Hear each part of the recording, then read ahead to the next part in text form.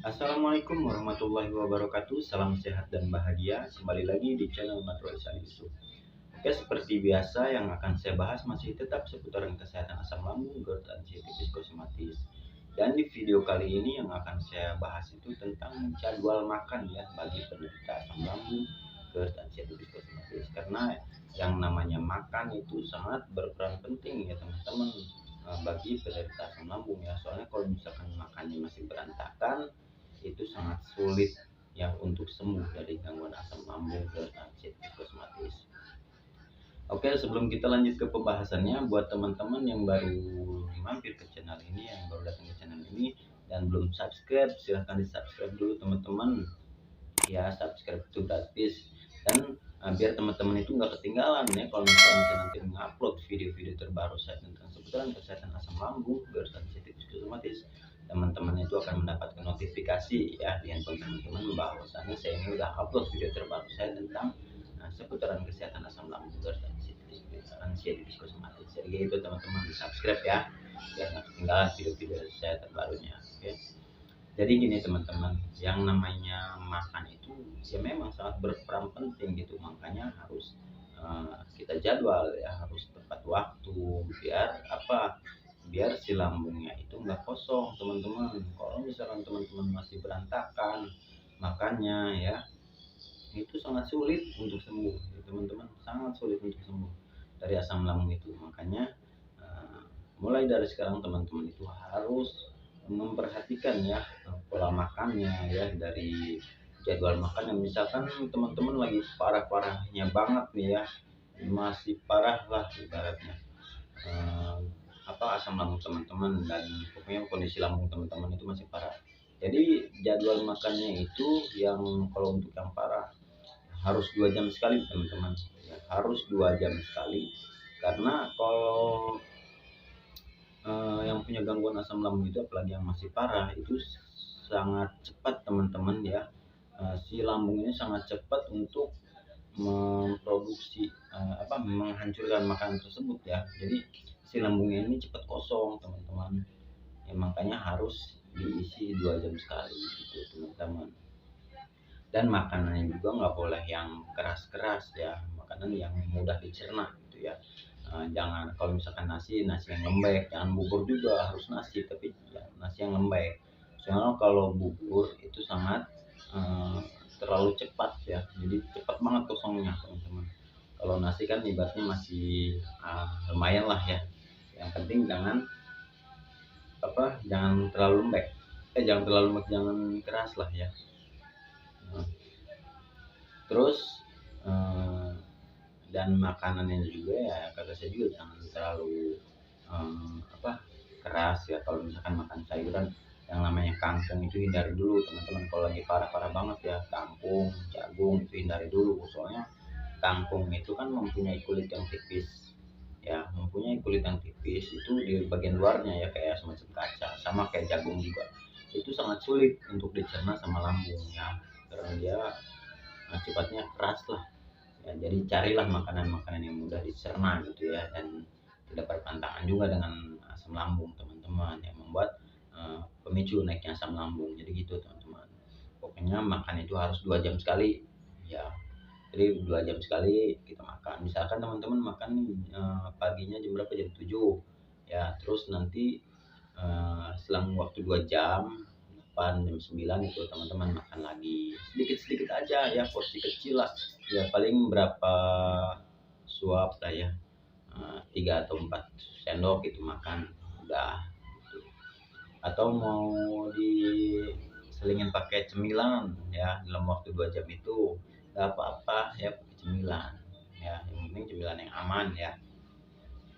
Eh, biar si lambungnya itu nggak kosong teman-teman. Kalau misalkan si lambungnya itu kosong dan nggak ada makanan yang bisa dicerna oleh lambung, dia itu akan melukai dirinya sendiri ya, karena si asam lambungnya itu kan terus-terusan keluar ya. Begitu asam lambungnya keluar, nggak ada makanan yang untuk dihancurkan sama asam lambung ya, si asam lambungnya ini mengiritasi ya, mengiritasi dirinya sendiri, itu mengiritasi lambung tersebut. Makanya ada yang namanya luka lambung gitu ya kan, infeksi organik gitu yang namanya, yang pokoknya yang ada luka itu dispepsia organik teman-teman. Jadi si lambungnya itu akan luka kalau misalkan si lambung teman-teman itu nggak ada makanan, makanya harus diisi ya minimal 2 jam sekali, itu untuk yang parah-parah banget. Tapi kalau misalkan udah agak enakan lah, udah agak mendingan lah, yaitu bisa 3 jam sekali ya teman-teman. Misalkan makan jam 7 nih, ntar jam 10 baru makan lagi, atau diganti dengan cemilan juga nggak apa-apa ya. Terus kalau misalkan habis makan mau ngemil juga nggak apa-apa, bagus teman-teman ya. Kalau misalkan habis makan terus selang waktu 1 jam teman-teman bantu ngemil gitu ya, soalnya cepet banget teman-teman, pasti cepet lapar banget ya. Kalau misalkan kita makan selang waktu sejam 2 jam itu pasti udah lapar banget ya. Jadi kalau misalkan dalam waktu 1 jam itu udah lapar lagi, teman-teman makan ya cemilan-cemilan lah ya, kayak keripik-keripik, yang penting jangan mengandung penyedap gitu ya, kayak semacam kayak penyedap-penyedap ya, soalnya bahan pengawetnya lumayan ya kalau yang bahan penyedap-penyedap kayak gitu teman-teman. Kalau bisa yang pakai garam aja gitu. Kalau mau ngegoreng sendiri, bikin cemilan goreng sendiri nggak apa-apa, bagus ya teman, kayak singkong ya, goreng singkong itu bagus ya, keripik singkong, keripik pisang juga kalau ini bagus tuh, nggak apa-apa ya. Nah, saya juga dulu sering makan yang namanya keripik-keripikan kayak gitu ya, keripik singkong, keripik ubi, tapi kayak gitu jangan pakai bumbu penyedap ya. Ya kalau misalnya itu pakai garam aja lah. Nah, yang penting si perut kita itu nggak kosong teman-teman, meal terus ntar selang waktu 2 jam atau 3 jam makan lagi sedikit aja ya, 3 sendok 4 sendok. Kalau misalkan kita mual apa-apa ya nggak apa-apa, paksain aja, paksain ya, paksain jangan sampai nggak makan. Soalnya kalau misalkan nggak makan itu jangankan orang sakit ya, orang sehat juga ya bisa tumbang kalau nggak makan teman-teman ya. Jadi biasakan makan yang teratur ya. Kalau pengen sembuh itu yang lagi parah-parah banget 2 jam lah ya, 2 jam sekali makan.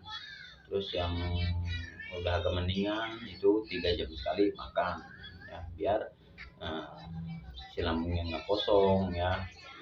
Terus kata saya juga harus sering yang namanya latihan pernapasan teman-teman ya. Latihan pernapasan itu sangat bagus ya.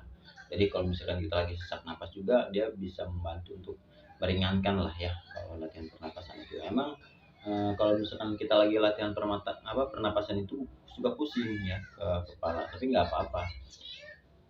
Jadi latihan pernapasan itu ya minimal ya sampai kita beberapa kali lah ya, beberapa kali kita tarik napas ya, sampai ke perut gitu ya, terus kita keluar dari hidung, dari tarik napas dari hidung keluar dari mulut gitu ya.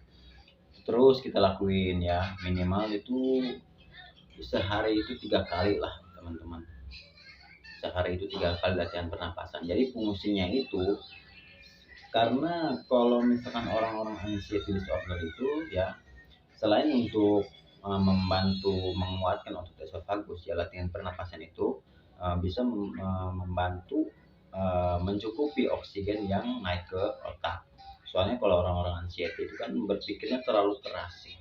Setiap hari dia memikirkan hal-hal yang gak jelas ya, takut inilah takut itulah, padahal belum tentu terjadi teman-teman ya, tapi terus dia pikirin. Jadi si otak ini gak ada istirahatnya, jadi pasokan oksigen yang masuk ke otak itu berkurang, harusnya kan mencukupi ya, karena udah ada takarannya. Jadi karena terlalu keras si otak ini berpikir, jadi tidak mencukupi gitu si pasokan oksigen tersebut. Makanya kita bantu dengan latihan pernapasan ya, diafragma ya, biar si otak kita itu mencukupi oksigennya ya, yang naik ke otak itu bisa mencukupi. Makanya kalau orang-orang anxiety kan suka pusing, kelayangan ya, karena kekurangan oksigen juga, karena lelah juga otak ya. Ibaratnya kita kalau misalkan tangan kita terus-terusan kita gerakin, ini pasti pegal kan, sama otak juga kayak gitu. Jadi kalau misalkan terus-terusan berpikir nggak ada rileksnya, pegel, capek ya, yang timbulnya pusing, kelayangan, yaitu akibatnya dari terlalu banyak berpikir teman-teman. Jadi coba ya untuk belajar rileks ya, belajar relaksasi, terus belajar fokus. Pokoknya nyari tempat-tempat yang bagus lah, yang bisa menenangkan hati dan pikiran teman-teman ya. Soalnya saya juga dulu kalau waktu lagi melatih pikiran saya, kata saya juga, saya itu nyari tempat-tempat yang sepi gitu teman-teman, pokoknya nyari tempat-tempat yang luas lah ya, yang luas dipandangnya gitu ya. Kalau saya sih dulu sering ke sawah, soalnya pesawahan di daerah saya itu kan luas ya, jadi saya ke sawah, paling di tengah sawah itu kan suka ada gubuk-gubuk gitu ya, saung di tengah sawah, ya duduk aja di situ walaupun sepi gitu ya, walaupun badan gemeteran gitu, saya sambil melatih mental juga, sambil nanti fokus juga. Itu sangat bagus teman-teman. Jadi semuanya itu butuh proses, butuh dilatih juga, nggak bisa instan ya, semuanya butuh proses, butuh latihan. Soalnya gini loh, kita kayak semacam balik lagi ke awal gitu teman-teman, semuanya itu harus dilatih lagi ya, semuanya itu harus dilatih lagi teman-teman. Kayak semacam pola pikir kita, pola hidup kita ya, yang tadinya kita suka olahraga, kuat olahraga, pasti kalau misalnya udah terkena asam lambung itu lemah, nggak kuat untuk olahraga. Ibarat yang tadinya kita misalkan kuat jarak berapa kilo, pasti jarak berapa meter itu udah ngos-ngosan. Nah itu juga harus dilatih teman-teman ya, harus kita latih sama, pokoknya semuanya harus dilatih teman-teman ya. Orang yang punya gangguan asam lambung itu semuanya harus dilatih lagi kayak awal, entah dari pikirannya, entah dari fisiknya, itu semua harus dilatih lagi ya. Jadi harus kita latih perlahan-lahan. Terus kata saya juga dari jadwal makannya udah saya sebutin kan ya tadi, ibaratnya 2 jam atau 3 jam sekali ya. Jadi gitu teman-teman, semuanya itu butuh dilatih ya, entah dari pola makannya, pola pikirnya ya, pola hidupnya, semua itu harus dilatih lagi ya, biar kembali normal juga ya pastinya ya, biar teman-teman sehat lagi gitu teman-teman. Oke, mungkin cukup sekian dulu teman-teman ya video dari saya ini. Semoga video-video saya ini bermanfaat ya untuk teman-teman. Semoga aja teman-teman segera disehatkan ya dari penyakit asam lambung ini. Nah, dan pastinya ya seneng lah saya, apalagi kalau misalkan sampai sembuh total gitu ya teman-teman. Melihat video-video saya bisa sampai sembuh gitu ya, alhamdulillah banget, senang banget teman-teman ya. Emang itu tujuan saya gitu, harapan saya gitu ya, membuat video-video biar bisa membantu teman-teman, alhamdulillah. Oke, mungkin cukup sekian dulu teman-teman ya, terima kasih, wassalamualaikum warahmatullahi wabarakatuh.